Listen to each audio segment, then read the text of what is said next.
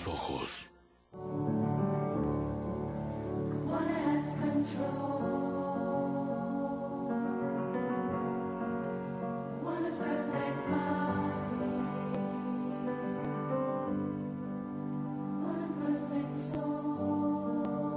Estamos en Arnold's Burger para conversar con Julio César Mateus, que es un especialista en educación, es profesor universitario, acaba de hacer su doctorado en educación en Barcelona, en la Universidad Pompeu Fabra, que es una tesis sobre educación mediática. Educación mediática. Es un concepto poco conocido. ¿Y en qué consiste? Es, en simple, utilizar los medios en la escuela como objetos de estudio, es decir, empezar a dialogar, a reflexionar, a discutir sobre los medios. Un poco lo que hacemos los que estudiamos comunicación en una facultad de comunicación, pero adelantar esa experiencia a la escuela. Hablar de cine, hablar de libros, hablar de cómics, hablar de televisión, hablar de videojuegos, crearlos también. O sea, desarrollar capacidades para interactuar con estos medios de una manera más crítica y no solo como un usuario, un receptor pasivo, ¿no? Claro. Ahora, eso supone varias cosas. Supone, en primer lugar, incorporar a la escuela dispositivos tecnológicos, digamos, ¿no? Pantallas. Sí y no. Digamos, una de las cosas que más ha retrasado desde el punto de vista del discurso, la educación mediática, por parte de quienes podrían ejecutar políticas en ese sentido, ha sido todavía tenemos que garantizar el acceso. Pero lo cierto es que el acceso ya está por fuera de la escuela. Es decir, yo creo que no es tan importante, es importante, pero no es imprescindible tener pantallas y llenar las escuelas de tecnologías. Más bien hay una campaña de desarrollo de tecnologías educativas que tiene como interés compra de dispositivos. La educación mediática no va tanto por ahí, sino aquellas pantallas a las que ya accedes, porque en casa hay radio, en casa hay tele, en casa hay medios, darles un uso un poco menos utilitario y más crítico, que es el que deberíamos tener, ¿no? Hay una preocupación de hace muchísimos años de muchas organizaciones como la UNESCO, ya desde los años 70, hablaba de la importancia de desarrollar competencias en este campo, y poco se ha hecho precisamente porque creo que algunos están esperando a que la escuela se llene de dispositivos. Un poco la tesis que yo tengo es que ya están los dispositivos fuera y que no es eso. No es esa, digamos, la razón, digamos, ¿no? ¿No se puede justificar la postergación? Yo creo que no. Esa adquisición de... Yo creo que no, porque ya estamos mediatizados, ¿no? Es decir, los medios nos atraviesan. Las cosas de las que hablamos son de la serie que hemos visto el día de ayer, del reportaje que hemos leído. En fin, ya estamos absolutamente desbordados por los medios y, sin embargo, no conocemos casi nada de cómo funcionan. ¿Quiénes son los dueños de los medios, por ejemplo? ¿Cómo funciona ahora tan importante un algoritmo de Google? La gente cree que Google, que Facebook son derechos de las personas. No, son empresas privadas que tienen una serie de intereses. Entonces, en ese sentido, reflexionar sobre esto creo que es parte importante de la educación crítica de los medios o educación mediática. Acabamos de terminar de editar con dos colegas un libro sobre educación mediática en América Latina. Es decir, la Comisión Europea, la Unión Europea, decidió hace muchos años que una de las competencias básicas de cualquier ciudadano europeo era saber interactuar críticamente con los medios, ¿no? Aquí todavía nos hemos quedado en el plano mucho más instrumental, mucho más de traer el dispositivo, aprender a usarlo, aprenderlo, apagarlo, pero no estas cuestiones que tienen que ver con la estética de los medios, con la estética, el lenguaje, con la economía, con la política de los medios, ¿no es cierto? Sí. Es decir, no solamente usarlo para cosas utilitarias, sino para entender lo que hay detrás, ¿no? Hubo un proyecto hace unos años en la universidad donde yo estudié el doctorado, bien interesante, dirigido por Carlos Escolari, que es un investigador argentino radicado en Barcelona, sobre competencias transmedia. Lo que él quería es mirar cómo informalmente uno ya desarrolla una serie de capacidades. Hicieron una serie de talleres, investigaciones en varios países con los chicos, y descubrieron que finalmente hay un conjunto increíble de capacidades. O sea, los chicos saben editar videos a la edad de 7, 8 años, tienen nociones básicas. Y lo que es triste es que esto no se incorpora en la escuela, ¿no? Porque un profesor sigue pensando en que el texto escrito es el único texto válido para fomentar la educación o fomentar la discusión. Eso que te quería un poco preguntar, porque claro, si bien los alumnos, los chicos tienen capacidades, no creo que los profesores lo tengan.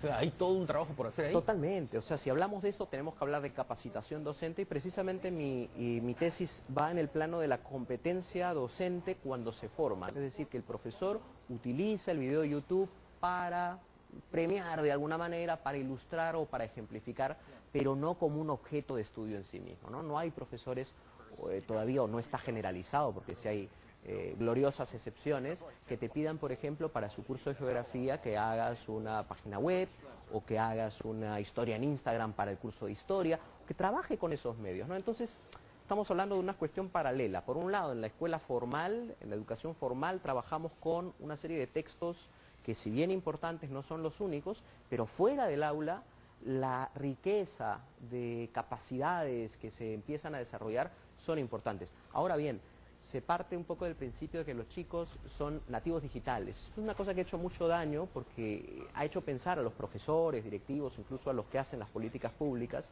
que ya no hay nada que enseñarle a los chicos en materia de medios, y eso es absolutamente falso. Es decir, un chico de 3 años, 4 años, yo lo veo en mi sobrino, puede fácilmente ubicar el icono de YouTube y poder entrar, pero eso no quiere decir que tenga una competencia audiovisual, ¿no? Eso es algo que hay que trabajar desde otras dimensiones también.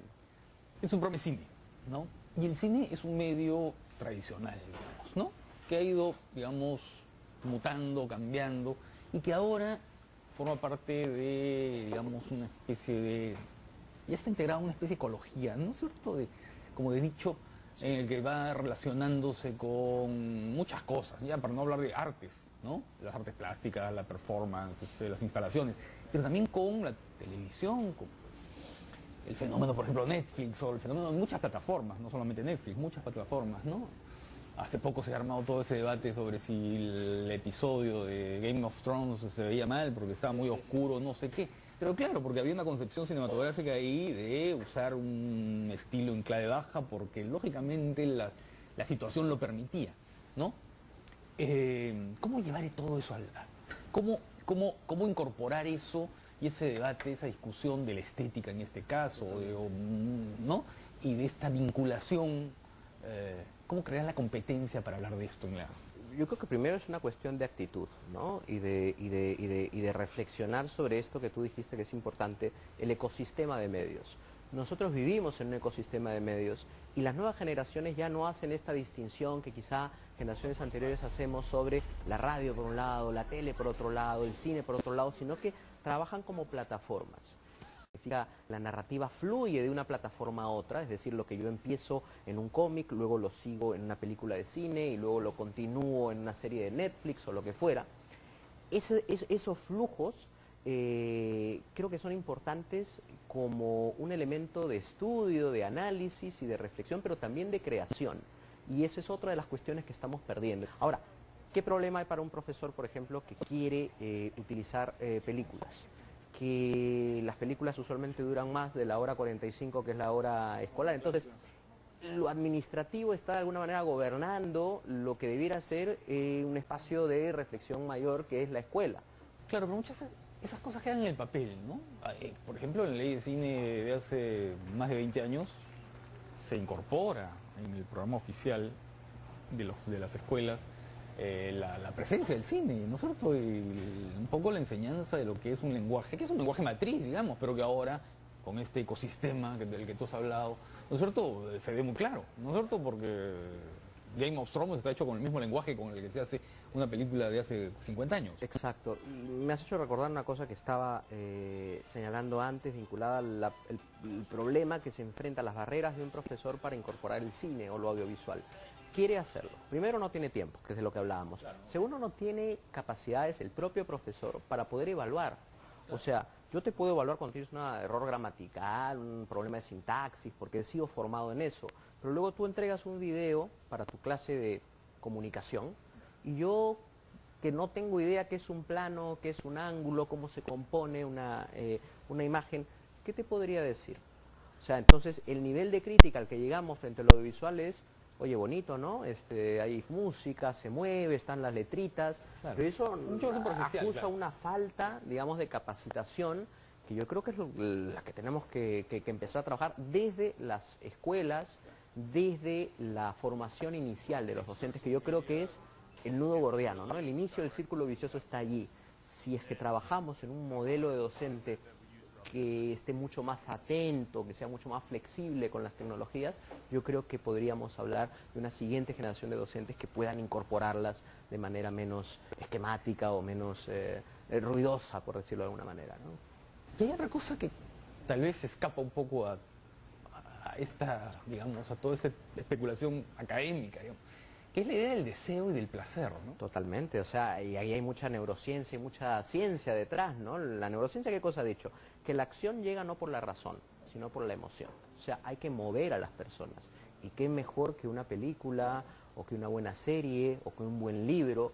Y sin embargo, bueno, la idea del placer y de la emoción siempre ha estado bloqueada en la escuela, ¿no? La escuela, cuando alguien se divierte mucho en una clase, la gente duda de que estén aprendiendo. Lo mismo pasa algo así en la universidad también. Entonces creo se genera ahí una brecha que luego impide que la gente pueda desarrollar su propio placer estético, de poder mirar, de poder componer, de poder expresarse. El tema de la expresión, del que no hemos hablado todavía, también es bien importante porque estamos hablando de un nuevo analfabetismo, es decir, una persona que no sepa mezclar imagen con sonido es un analfabeto del siglo XXI, ¿no? Porque hoy nos movemos también en esos códigos. Sí, un cambio de paradigma en el modelo, Claro, en el porque método, podemos ser ¿no? muy hábiles y muy competentes digitales, pero si no nos movemos a un... Bueno, es que nuestra escuela todavía es una escuela para llenar formatos y formularios, ¿no? Algo que vemos con mucho miedo es el miedo a la página en blanco, a poder crear desde cero, a poder pensar de manera disruptiva. Hay muchos fenómenos, muchos conceptos de los que se habla ahora, de la disrupción, de la innovación, pero yo creo que quedan mucho en el discurso, porque en la práctica la esencia de la escuela sigue siendo exactamente la misma, una cuestión de transmisión de saberes. Cuando hoy todo se busca en tutoriales de YouTube. Y en la universidad está pasando una cosa parecida, ¿no? Porque cuando nosotros vemos a veces las reformas curriculares y las evaluaciones así un poco tecnocráticas que hay en las universidades, no queda mayor espacio para la creatividad. No, yo creo que una persona como tú o como yo, como muchos que nos miran, si miramos un examen de admisión, claramente no ingresaríamos a una universidad, porque seguimos en el plan súper memorístico, súper centrado en datos, cuando hoy los medios ya nos han explicado que los datos se encuentran por otras vías, que más bien lo que hay que hacer dentro de la escuela es problematizar, vincular, hilvanar esa cantidad de saberes, sobre todo los saberes informales, que yo creo que es un poco el mensaje que a mí me gustaría dejar, ¿no? Cómo los profesores y la escuela tienen que capitalizar y aprovechar todo ese conjunto de capacidades que ya los chicos están creando al jugar un videojuego, al ver una serie, incluso a nivel de contenido, ¿no? No dejarlo en un espacio límbico, informal, sino traerlo, digamos, al aula. Que era lo que eran digamos, las actividades antes de sábado por la mañana. Extracurriculares o paraescolares, no, son más escolares y más curriculares que ninguna otra, creo yo. Claro. Así es.